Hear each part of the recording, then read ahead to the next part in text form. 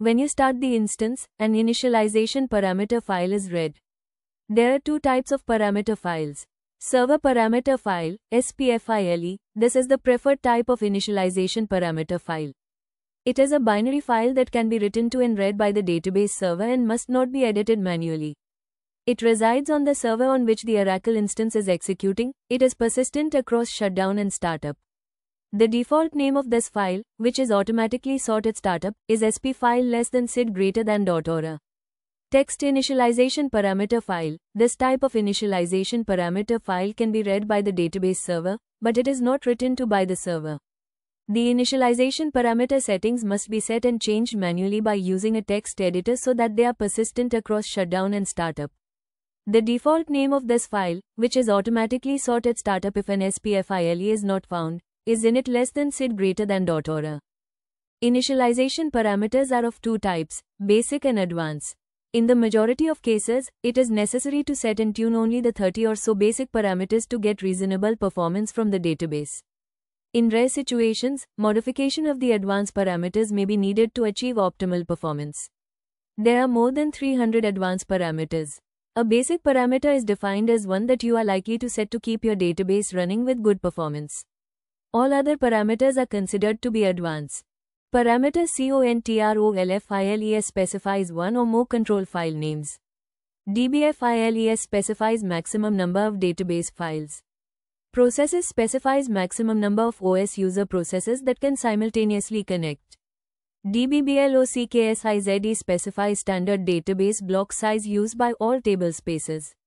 DBCACHESIZE specifies size of the standard block buffer cache. SGATARGET specifies the total size of all SGA components. If SGATARGET is specified, the following memory pools are automatically sized. Buffer cache, DBCACHESIZE. Shared pool, SHAREDPOOLSIZE. Large pool, LARGEPOOLSIZE. Java pool, JAVAPOOLSIZE. Streams pool, STREAMSPOOLSIZE. Initialization parameters. Examples parameter PGA-GGREGATETARGET specifies amount of PGA memory available to all server processes. SHAREDPOOLSIZE specifies size of shared pool, in bytes. UNDOMANAGEMENT specifies undo space management mode to be used. The slide shows examples of using SQL Plus to view parameters. You can query the v$ parameter view to find the values of the various parameters. v$ parameter displays the current parameter values in the current session. You can also use the show parameter command with any string to view parameters that contain that string. Static parameters affect the instance or entire database and can be modified only by changing the contents of the text initialization parameter file or the server parameter file. Static parameters require the database to be shut down and restarted to take effect. They cannot be changed for the current instance. Dynamic parameters can be changed while the database is online. There are two types. Session-level parameters affect only a user session. Examples include National Language Support, NLS, parameters that can be used to specify national language settings for sorts, date parameters, and so on. You can use these in a given session. They expire when the session ends. The first statement in the slide is an example of changing a session-level parameter. The user is setting the session date format to be monddyyyy. As a result, any queries on the date will display dates in that format. Session-level parameters can also be set in applications by using PL, SQL. The database instance and database go through stages as the database is made available for access by users. The database instance is started, the database is mounted, and then the database is opened. An instance is typically started only in NOM/UNT mode during database creation, during recreation of control files, or in certain backup and recovery scenarios. Mounting a database includes the following: associating a database with a previously started instance, locating and opening all the control files specified in the parameter file, reading the control files to obtain the names and statuses of the data files and online redo log files. However, no checks are performed to verify the existence of the data files and online redo log files at this time. To perform specific maintenance operations, start an instance and mount a database, but do not open the database. A normal database operation means that an instance is started and the database is mounted and opened. With a normal database operation, any valid user can connect to the database and perform typical data access operations. The slide shows the SQL plus syntax to start up the database. 1. This command starts the instance, associates the database files to it, and mounts and opens the database. Though, this command starts the instance and the database is not mounted. 3. This command mounts a database from the NOMOUNT state. 4. This command opens the database from the mount state.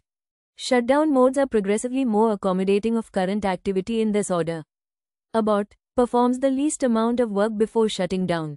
Because this mode requires recovery before startup, use it only when necessary. It is typically used when no other form of shutdown works, when there are problems with starting the instance, or when you need to shut down immediately because of an impending situation, such as notice of a power outage within seconds. Immediate is the most typically used option. Uncommitted transactions are rolled back.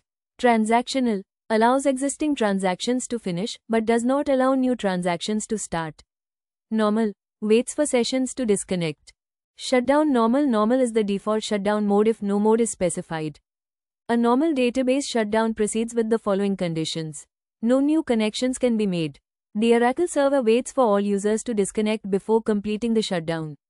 Database and redo buffers are written to disk. Background processes are terminated and the SGA is removed from memory. The Oracle server closes and dismounts the database before shutting down the instance. The next startup does not require an instance recovery. Shutdown abort if shutdown in normal, transactional, and immediate modes does not work, you can abort the current database instance. Aborting an instance proceeds with the following conditions. Current SQL statements being processed by the Oracle server are immediately terminated. The Oracle server does not wait for users who are currently connected to the database to disconnect. Database and redo buffers are not written to disk.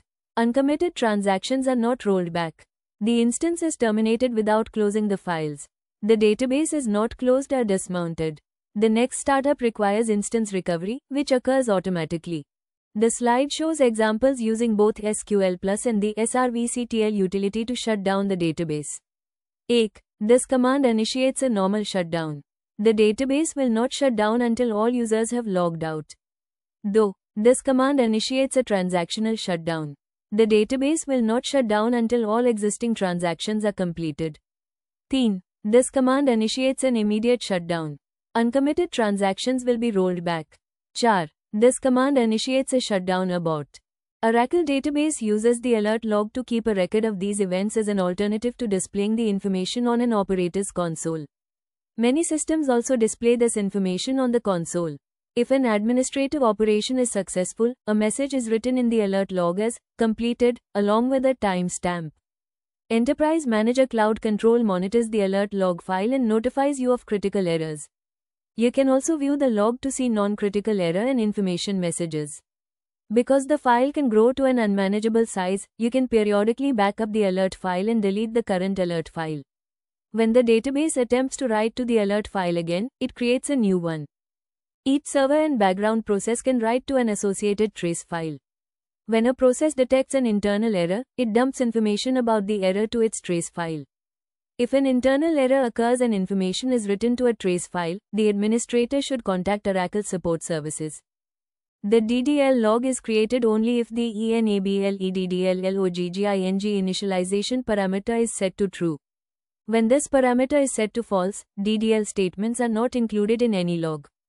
A subset of executed DDL statements is written to the DDL log. Refer to the Oracle database reference for a complete list of DDL commands that are captured in the DDL log. The debug log contains warnings generated by Oracle database components. The warnings are about conditions, states, or events that may be out of the ordinary but do prevent the component from operating correctly. For this reason, these warnings are not written to the alert log. If they are needed in the future to diagnose a problem, they are recorded in the debug log. The Oracle database server also maintains a more dynamic set of data about the operation and performance of the database instance. These dynamic performance views are based on virtual tables that are built from memory structures inside the database server. That is, they are not conventional tables that reside in a database. This is the reason why some of them are available before a database is mounted or open. Some dynamic views contain data that is not applicable to all states of an instance or database. For example, if an instance has just been started but no database is mounted, you can query v$bgprocess to see the list of background processes that are running. But you cannot query v$datafile to see the status of database data files because it is the mounting of a database that reads the control file to find out about the data files associated with the database. The Oracle Data Dictionary is the metadata of the database and contains the names and attributes of all objects in the database. The creation or modification of any object causes an update to the data dictionary that reflects those changes. This information is stored in the base tables that are maintained by the Oracle database server, but you access these tables by using predefined views rather than reading the tables directly. The view prefixes indicate the data and how much of that data a given user can see. A global view of everything is accessed only by users with DBA privileges, using the DBA_ prefix. The next level of privilege is at the all_prefix level, which represents all objects that the querying user is privileged to see, whether the user owns them or not. For example, if USERA has been granted access to a table owned by USERB, then USERA sees that table listed in any all_view dealing with table names.